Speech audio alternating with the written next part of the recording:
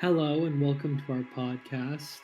I'm Fowler, and this is RDOT, and this is Week Old Beans, the best podcasts on this side of the internet. I'm playing a Grand Theft Auto match right now, y'all. Uh, I'm RDOT. I am the host I of. already, I already introduced you. I So you wasn't. don't I have to was introduce playing yourself. Grand Theft Auto. I did not listen to anything you were saying for this introduction. Anyway, I'm RDOT. I'm the host of this podcast, and we have some news. I mean, I want to just before we continue, I want to thank y'all because our last video, the one about Obama, got like 367 views. Don't know how the fuck that happened. I was pumping gas and I decided to look at the view count for the video after I posted it like the next day, and I was like, what the fuck? So thank you guys. If any of y'all watched the last video and you're currently watching this one, I we really appreciate it. It's I'm saying like I got my Oscar acceptance speech right now. Like to thank my mom, like to thank my family. But yeah, I'm RDOT. I'm the brains, the brawn, the editor of this operation, along with my co-host Fowler. Uh, and Ever so since our last video did well, I've been paralyzed with the fame getting to my head and making me a monster, you know? yeah, it's yeah, it's just tantalizing, you know what I mean? But we took a week long break, mostly because of our schedules, and then also because I needed a week long break after the revelation that we have 300 adoring fans who listen to our every word. We really are the modern day, uh, the modern day like Oracle of Delphi when it comes to politics. I'm thinking that y'all watched the Obama video because you thought he died. That was like my big. That was what I thought What was did I happening. title the video? Well, I put a black and white picture of Obama and I put Obama's legacy, and then looking at it, it kind of looks like we're implying that he passed away.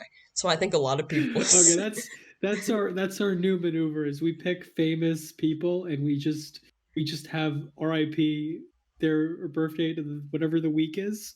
I think I elect that the next video we do is Cardi B's legacy Yeah. RIP. The legacy of WAP. Just. Anywho, so we took about a week and a half long hiatus just because I mean shit was crazy in our lives, but we're back now to provide you with week old beans, episode 16, episode 16, yeah, episode 16. We're 16 episodes in. We got to do a episode 20 like special episode. Um, That'll be the Cardi B it episode. will be, yeah, that'll be the Cardi B episode. Uh, So Fowler, tell them what we're going to be talking about today, because we spent like a week deliberating over what we were going to actually speak about, because not a lot has happened in the news anyway. So Yeah, it's been well, Trump has said a lot of insane things, but he's that's like an average there's Tuesday. only so many there's only so many videos that you can make where you're like the man is clearly deranged and he shouldn't have said that because it's evil or morally bankrupt. Like Yeah, there's only but so many times that you can't make a business. don't tell don't tell CNN that Yeah, because don't yeah, that literally don't is tell any other news organization that they can't make their business model off being like, damn, Trump said some wild shit, and it's like everything he says, because everything he says is some wild shit. But so it's been a slow news week, and so um we were deliberating over what to actually talk about, and also, with the success of the Obama video, we were like, shit, what do we do? But Fowler, tell him what we're going to be speaking about today, and tell him what's been going on. we're going to talk about Mitt Romney. He is retiring. He's not going to run for reelection as the Sadly, senator from Utah, most handsome Republican. and he is unbelievably good looking. He's like in his mid 70s and he has like the salt and pepper hair. He's got a good jawline. He's Very fit as cute. all hell. Mitt, if you're listening. But he's a Mormon R dot. I think they believe that like when you go to heaven as a black person, you literally become white. So I don't know if you wanna deal with the weird psychosexual urges of trying to date a man like that. Oh, he's married too, so. Although, can't Mormons have like 5 wives? Isn't that Mormonism, or is that something else? They got murdered by the U.S. government for trying to have child brides. So I don't think they do that anymore. I think that was a that was a slight oopsie from back in the day. If you Yeah, get my drift. like a, oops, my bad. You know, my wife is 13. Like that sort of situation. We've all made that mistake before, I'm sure. So, anyways, we're talking about him, and specifically, we're talking about he as he's leaving the Senate, he is he is just saying all the things that he's wanted to say but hasn't because of his career. Yeah, which And I is, think some of them are so sad. interesting to unpack. Yeah, it's he's going, as the kids say, sicko mode. Uh because he was almost murdered on January 6th, and you know, as many of us would be in a situation like that, he's a little bit pissed off about it. Uh, Nothing sharpens your focus quite like someone almost murdering you. yeah, he's going off the rails, as they say. What Uh, was the other thing we're gonna do? We were gonna do Romney, and then what was the other thing? I don't even know. I don't think we even talked about what else we were gonna do. That we are horribly unprepared for this particular episode. But good things happen when you're good things happen when you're uh excuse me. Good things happen when you're spontaneous. That's what I've learned recently. So to summarize Mitt's achievements, so Mitt It's losing the basically presidency to says Barack that Obama. Sorry. losing the presidency to Barack Obama and being the most powerful Mormon in American history is not a bad legacy to leave behind, I think. But Mitt basically said Romney said that like privately, uh, the Republican politician class are a heady combination of afraid of Donald Trump, hating Donald Trump, and finding Donald Trump funny in a dark sort of way.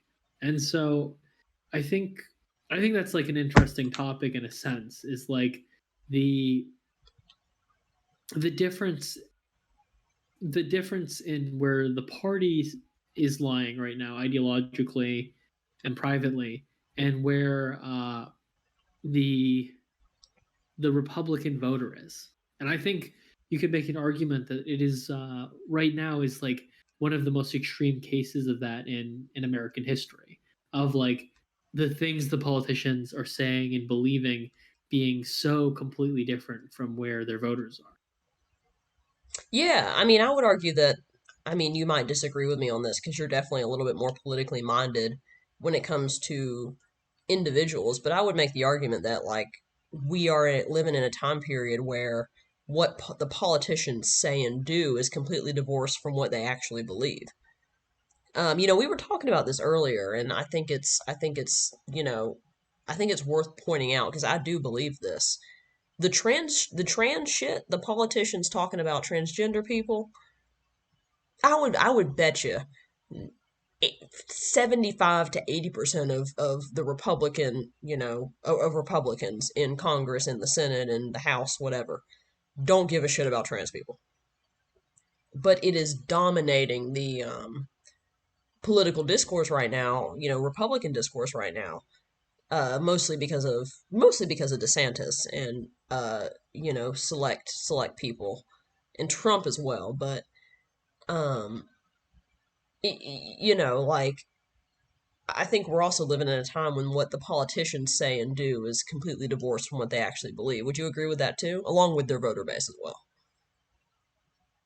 Yeah, and to be fair, politicians double talk all the time, but I think there's a difference between you holding privately like this position or that position, you're more or less against it, versus where the Republican Party is, where like basically they're all against Trumpism. They're all against like the fascist, hyper isolationist, like conspiracy laden racial politics of Trump. But they feel that they are forced to continue going down that road because it's the only way they're going to be electorally viable. And I think that's very interesting. Yeah, I mean it's a lack of principle. I think more than ever in politics right now, we're living through a time period where there is a severe lack of principled stances, especially amongst the GOP. Um, I think the Democrats fare better, but I think the Democratic Party is in somewhat of a disarray right now. Um, but there's a severe lack of maybe not a severe lack of principle, but a severe lack of ability to stand for principle.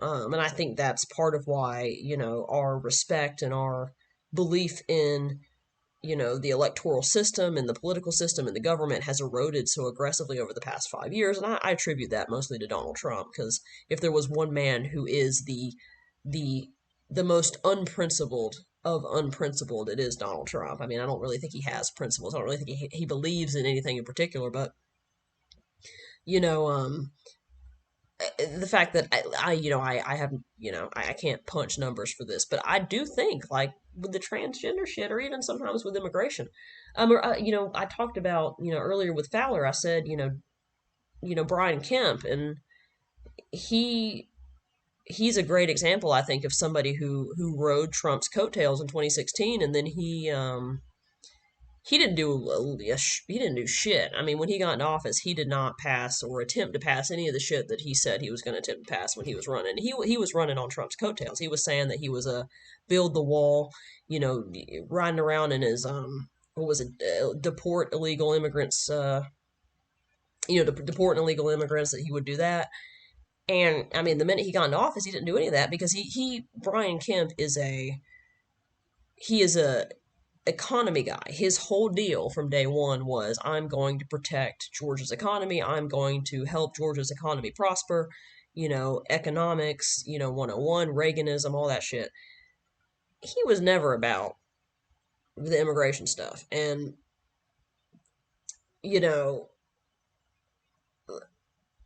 I think that is a really good example of how a lot of these politicians rode his coattails. They committed to Trumpism, thinking that it was harmless at the time, in 2016, but they were blindsided by the threat of Donald Trump and the cult of personality that Trump sort of built around himself over the course of his presidency and even before his presidency while he was running.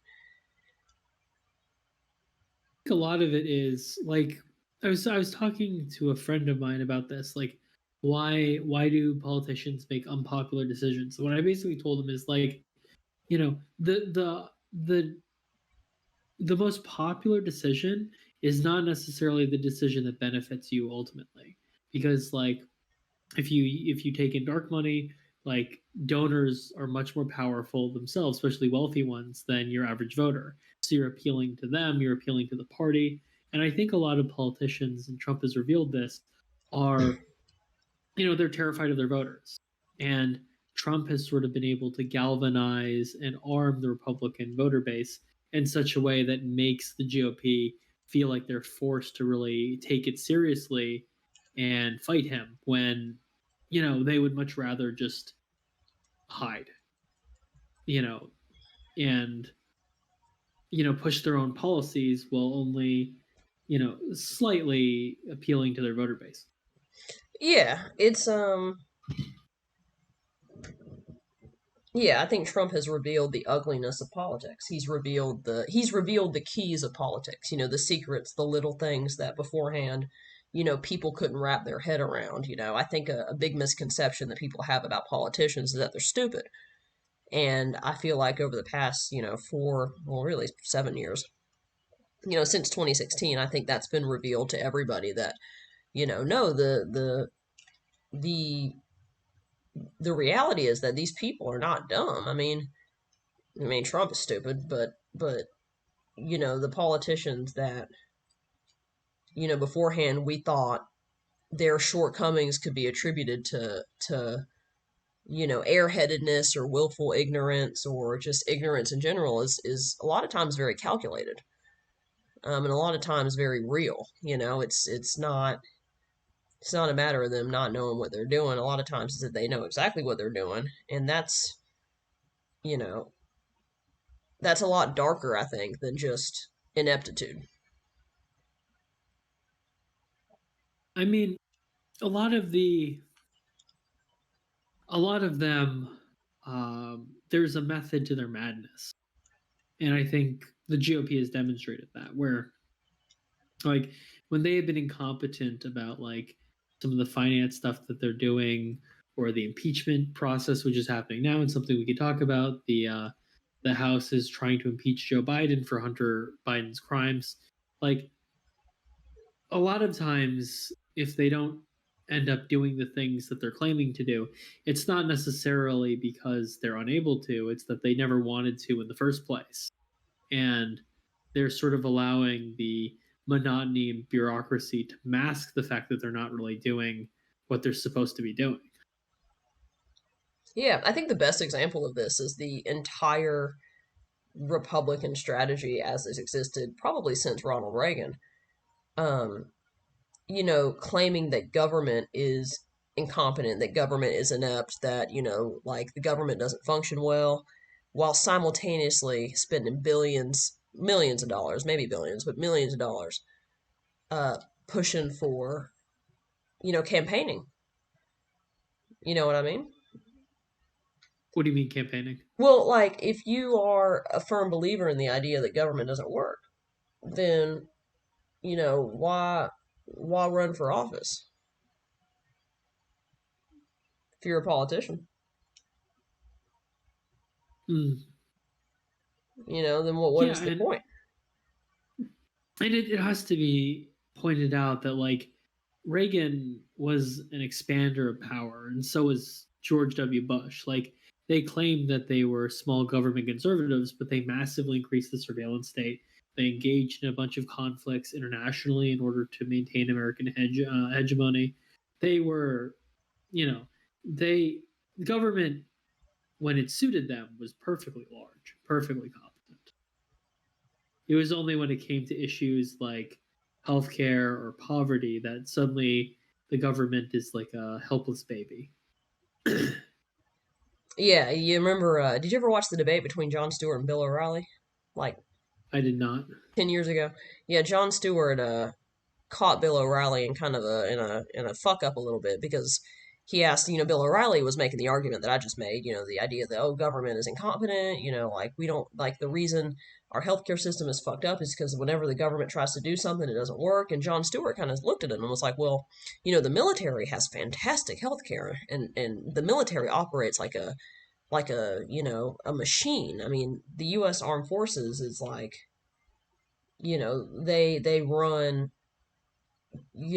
flawlessly. And the U.S. Armed Forces is part of the government. It's controlled by the executive branch. It's the you know the whole military apparatus is it's in the same way that the non military area of the government is kind of in lieu with industry and corporations, the military, the military industrial complex, in lieu with Lockheed, in lieu with Raytheon, or in alliance with Raytheon and Lockheed.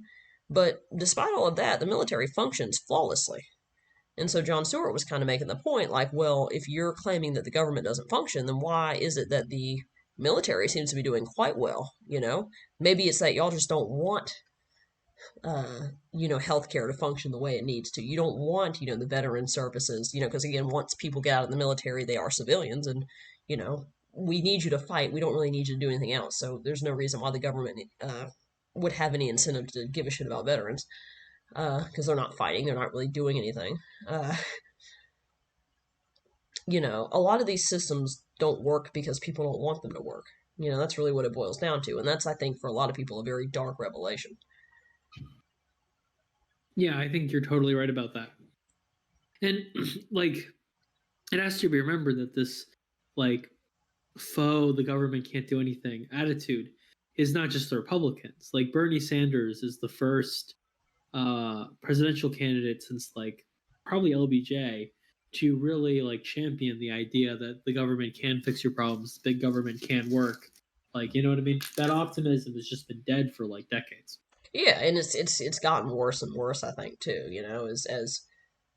As society kind of just gets more and more fractured, more and more chaotic, more and more complex, and the issues that, plague our society, they become harder and harder to decipher because everything's becoming so specialized. If you want to understand how the justice system works, you have to go to school. And, the way, if you want to know how our tax, good Lord, about our tax code, I mean, Jesus Christ, like, if you want to understand taxes, you might as well get a fucking PhD, or go work for the IRS for 10 years. But, that's just, was it you that told me that, as society becomes bigger and bigger, it becomes harder and harder to decipher what the problems are in society? I think it was you that told Yeah, me. Quandit's complex. Yeah, Quandit's complex theory analysis, You want to run which that I by? very You much agree with. want to run that by folks who are listening, just so they have an idea. So the theory is that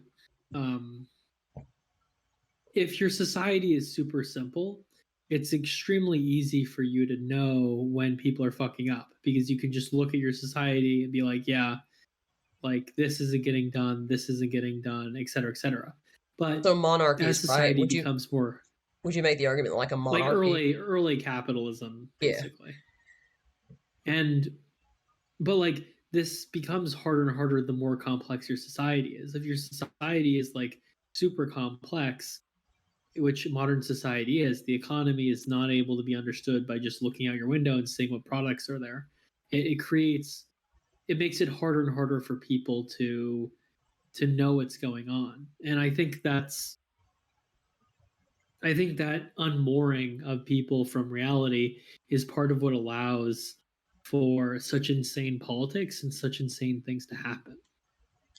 Like our economy is so complicated and so big, and our country is so complicated and so big, it's really difficult for people to know what's really going on. You have to really dig into it. And digging into it is really hard because the information is so complicated, and you have to know what you're looking for in order to achieve any of those goals And or you have to anything. know if it's correct too. I think that's the huge thing about the internet that people don't realize. It's like you have to make sure you're looking at the correct information because so often with the internet, like yes, the information is there, but is it the right information? Is it reputable? Is it accurate? Is it up to date? Is it relevant to what you're even, trying to research? Um, America has absolutely terrible media literacy. I mean, I've looked at data on our media literacy rates, and it's abysmally bad. Media literacy is actually one of the classes in, I can't remember what state, but there's this, I think it's Virginia, or it's either Virginia or Michigan, but there's currently in, or maybe Florida, there's currently several states where, part of the new learning curriculum being implemented is media literacy, and Republicans are actually trying to get that taken out. Gee, I wonder why. Um, Media literacy is considered woke to the Republican Party, because Well, having good. this goes back to what we were talking about earlier about like the government and politics are deliberately complicated and difficult to understand, not because the process is inherently complicated, even if it is, but because it benefits the politicians to create a system that has as much ambiguity as possible. That gives them the most flexibility in what they can decide to do or not do. Yeah. But going back to Romney, I think we went off on a little bit of a tangent, which again was my fault, as it usually is when it comes to that kind of stuff. But going back to Romney, he's going to have an interesting legacy. Speaking of Obama's legacy, I think another person who's going to have a rather fascinating legacy is Mitt Romney. Um, what do you think about that, Fowler? Or Uh, do you think he'll have a legacy at I all? think Romney will be revered by the Mormons for probably ever, But I Well, he think is their Jesus. He is their. I'm kidding. Any Mormons in chat well, just know you're I like kind to of poke. right. I mean, can you think of a historical or a fucking historical Mormon who is as important as Romney is? But There probably are I several. think I don't know enough about Mormons. I am not a Mormonologist. I don't know. Uh, to any Mormons listening, I'm really sorry. I'm black, so I'm probably going to hell anyway. But I don't. I don't know enough about y'all as a religion to really make any commentary about its Romney legitimacy. is he's the last of the like business Republicans, the socially conservative, um, fiscal conservative, Wall Street Journal reading. He's the last of that breed for a while, Yeah, and he's one of the few members of the Republican Party who really opposed Trump from the beginning. And I think, and I respect him for that. You know what? I'm gonna say, for all the shit Mitt Romney gets, if there's one thing about Mitt, I will say I will always have a lot of respect for him because you know, he did start out by saying that motherfucker's crazy and he's gonna fuck y'all. and not in the way that you like. Yeah, not huh? What? Don't worry about it. Oh, I didn't hear. We'll see. I think Mitt's legacy will largely depend on whether the Republican Party, like their relationship with Trumpism. If Trumpism continues to be the prevailing ideology of the Republican Party, Romney's legacy is that he's a rhino who is out of touch and from the old ways. If Trumpism is overthrown and the Republican Party regains a spine and fights like that stuff, then Romney will be remembered as a hero. So we won't really know his legacy until we see who succeeds and who fails. Yeah, I think that's going to be the case for so many people and so many politicians that we're not going to really know their legacy until after 2024. I've said this many times and I'll say it again. 2024 is going to be it's going to be the finale. It's going to be the Game of Thrones season 8. You know, everybody had very high expectations and then kind of went to shit.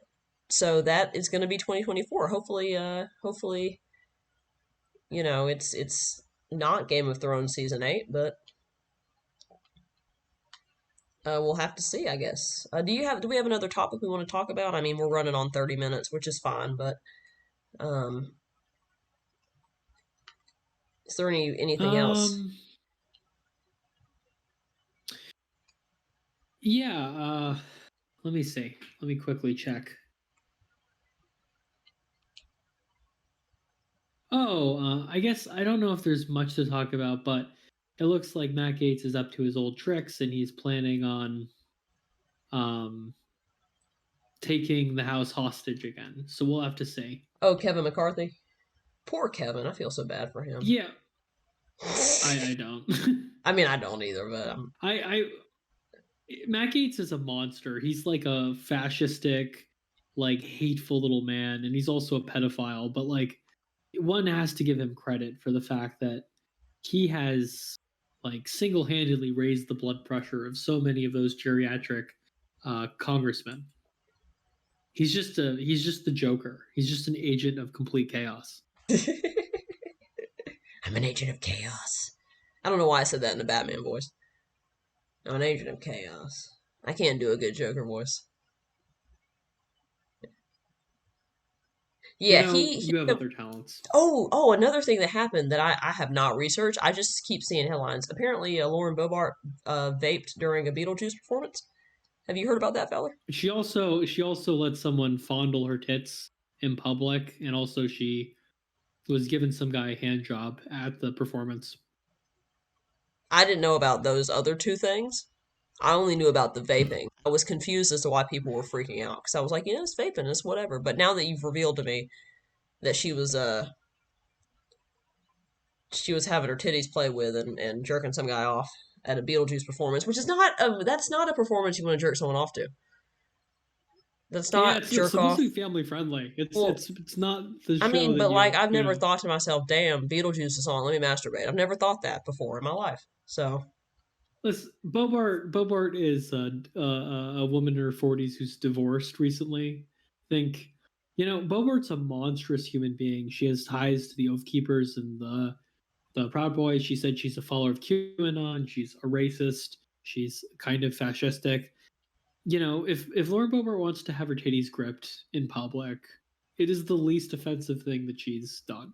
you know what? I I disagree don't with you, care. I Fowler. don't even remotely care. I disagree with We you. were I think the talking the fact other that day she, about Katie Hill, who was a great Democratic politician, who liked having orgies with her staff and smoking bongs. And I'm principled. I said that Katie Hill should have kept her seat and continued serving California. And I think that Lauren Bobart, if all you have against her is she likes giving hand jobs in public, I I think she don't should have also anything be able. against her giving hand jobs. I have things against her because she enjoys giving hand jobs during a Beetlejuice performance.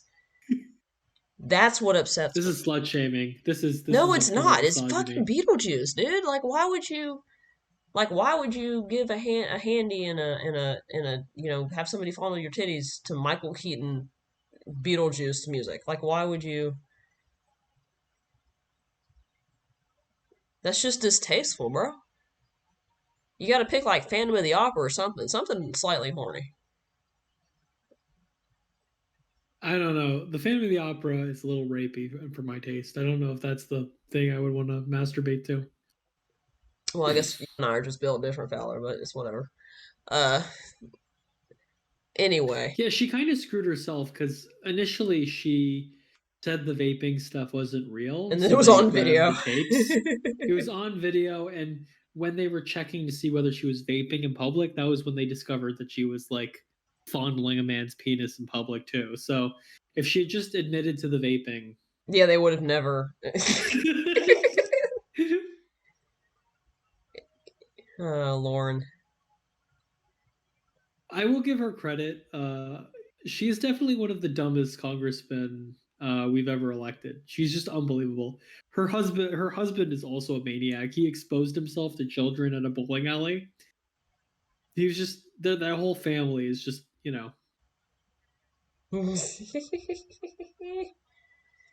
Look, God, all But right. that's I don't care. I I know don't you care don't if care, people Lauren, want but to there be are fun. in all seriousness to those listening, there are many things about Lauren Bobar that I think are repulsive. Her having her tits fondled and jerking a guy off at a Beetlejuice performance or not. Um, that is low on my list. Uh, Although you would think if you're a congressman who's constantly being attacked by your political you enemies, wouldn't you jerk wouldn't somebody give off them at a any Beetle. Yeah, attention. we know. That's what makes it insane. Because any human being with an IQ above 40 would have known that that would be a bad idea. But apparently, Miss Lauren um, is a little bit special in the head, so she was not aware that that was not appropriate for her to do as a sitting congresswoman of the United States. Um, we'll just have to make sure we print that in our guides. And they need to make sure they print that on the steps of the Capitol building while everybody walks in the morning. Do not jerk somebody off at a Beetlejuice concert or Beetlejuice play. Honestly, it's amazing that she admitted she did all those things because the Trump style thing is like we have the tape and you're like it's fake news. So, You should you have know, just said that it was like George Soros funding money or some shit. if Donald Trump was like caught like not just masturbating someone, but like he was caught having sex like in public, you could show him the tape and he would If look he you was dead caught in the having eye sex and in be like, "That's public, not me." his if he was caught having sex in public, his approval rating would increase. Like that's his followers are just mentally ill beyond any like we're gonna have to use like the Men in Black like dementia causer to like fix these people. Um, Yeah, it is when the most honest thing Trump ever said is the whole I could shoot someone on Fifth Avenue and not lose any voters. He was totally right about that. To give him the credit he does not deserve. yeah. Well, let me see what time we're on. We're at 34 minutes. 34 minutes. I think we can end this now. I think this will be Okay. a podcast and we can go ahead and sign off because I think we talked about everything we need to talk about with a hefty dose of lightness at the end. Um, once again, I am RDOT. Comment if you want more opinions about sexual impropriety in Yeah, politics. I think everybody needs to comment about sexual impropriety. We'll talk about that next on our Bill Clinton special. Have a long discussion about whether or not you need to wear you need to wear blue while you're engaging in inappropriate relations with the president of the United States. That's going to be our next topic. The legacy of Bill Clinton. As the first black president, I think he deserves an episode of his own for us to discuss achievements. Um, so stay tuned for that. That'll be coming up later on in the podcast. And if you guys have any suggestions about who we should talk about, if you want to see a rapid fire episode on, FDR, Lyndon B. Johnson, uh, or like any political issue, you should just leave it in the comments. Yes, any political issue, please leave it in the comments because we really want to start engaging with our listeners if we can. If we can, I say that like I'm not the one who's in charge of that, but whatever, it's fine. Heavy lies the crown. Yeah, heavy lies the crown. It's hard being a boss bitch in 2023. What our listeners should do is you should help grow the channel. So R dot also has jerk someone off at a Beetlejuice concert. See, you cut out, so I only heard jerk someone off at a Beetlejuice concert. Did you just say you should help the channel grow so that I don't have to jerk someone off at a Beetlejuice concert? I did, yes. Okay, so first of all, as I said beforehand, I would never jerk anybody off at a Beetlejuice concert because that's disgusting. Beetlejuice is not a sexual play. Like you got to find something else. No, it's not. It is now. I've never been horny to Beetlejuice once in my life, and I've watched Beetlejuice many times. So, you got to find like Titus Andronicus or some shit like that. I don't know what that is. It's one of Shakespeare's greatest plays. One of his greatest works. That's his. That's one of his MVPs. It is one of his MVPs. So if I've only read Macbeth and Romeo and Juliet. I've never really. So the ones they make you read in high school. That's the ones you read. Yeah. I was about to say I know exactly where you read them in ninth grade literature class in high school. That's exactly where you read both of those works. Because I also had to read both of those works in ninth grade. Yes. But anyway, I've heard Othello is good. Othello is fantastic. Othello is probably actually like in all. Okay, so Fowler, just to tell you, the Titus Andronicus joke. Titus Andronicus is a brutally violent play where there is lots of very bad things that happen to women. That's why I said, I'm gonna get canceled for this. We should end the podcast now. Then we should end the podcast before I say something that gets me in trouble. Sometimes I ball too hard. I'm a jokester. Y'all know that about me. But in all seriousness, if you have anything, any politics you want us to comment on, go ahead and post it in the comments below. Give us your honest review about how we're doing with this podcast series. It's been kind of a ride. It's been kind of like I don't even know what this podcast has been. It's been crazy. There's the potential that we might have a guest star coming on at some point. We're going to be doing some outreach, trying to get the channel pumped. But yeah, thank you guys so much for watching. Fowler, you want to sign out? I am Fowler. I am the more charming and. Why do you talk? Why do you sexually... speak like you're a Detroit Become Human cyborg? I've just.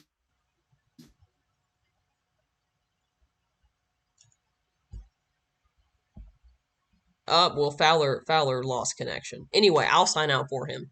That was Fowler. I'm R. Dot. Thank you guys so much for watching, and we will see you in the next podcast.